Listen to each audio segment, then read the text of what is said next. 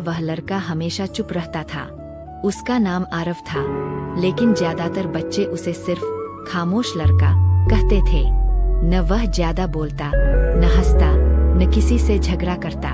उसकी आंखों में एक अजीब सी गहराई थी, जैसे वह बहुत कुछ कहना चाहता हो, पर शब्द साथ नहीं देते थे। क्लास में टीचर सवाल पूछते तो कई हाथ उठ जाते, लेकिन आरव कभी हाथ नहीं उठाता, जबकि कई बार उसे जवाब पता होता था। जब टीचर उसे नाम लेकर पूछते तो वह धीमी आवाज में सही जवाब दे देता।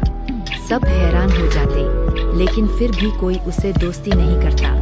असल में आरव की खामोशी की एक वजह थी। उसके पिता बचपन में ही गुजर गए थे और माँ एक छोटे से घर में सिलाई का काम करके किसी तरह गुजारा चलाती थी। घर में अक्सर पैसों की तंगी रहती थी।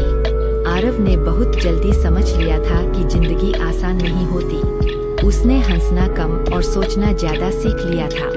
स्कूल से घर आकर वह माँ की मदद करता, फिर देर रात तक पढ़ाई करता।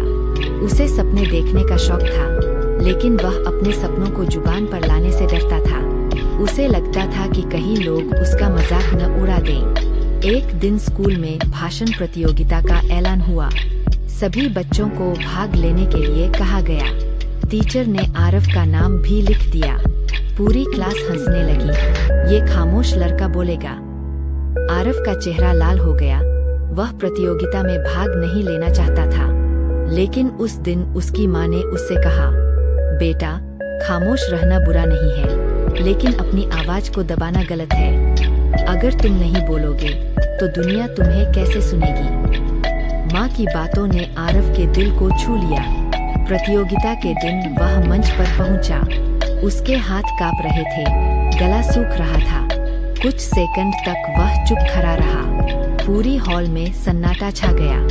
फिर उसने बोलना शुरू किया, धीरे लेकिन पूरे आत्मविश्वास के साथ। उसका विषय था मेहनत की ताकत। उसने अपनी जिंदगी की सच्चाई, अपनी माँ का संघर्ष और अपने सपनों की बात कही। उसकी आवाज में दर्द भी था और उम्मीद भी। जब वह खत्म हुआ तो पूरा हॉल तालियों से गूंज उठा। वही बच्चे जो उसका मजाक उड़ाते थे, अब उसे सम्मान की नजर से देख रहे थे। टीचर की आंखों में गर्व था। उस दिन के बाद आरव वही था, लेकिन पूरी तरह नहीं। वह अब भी कम बोलता था, पर जरूरत पड़ने पर अपनी आवाज उठाना सीख चुका था, क्योंकि वह समझ गया था खामोशी कमजोरी नहीं होती, लेकिन सही समय पर बोलना ताकत बन जाता है।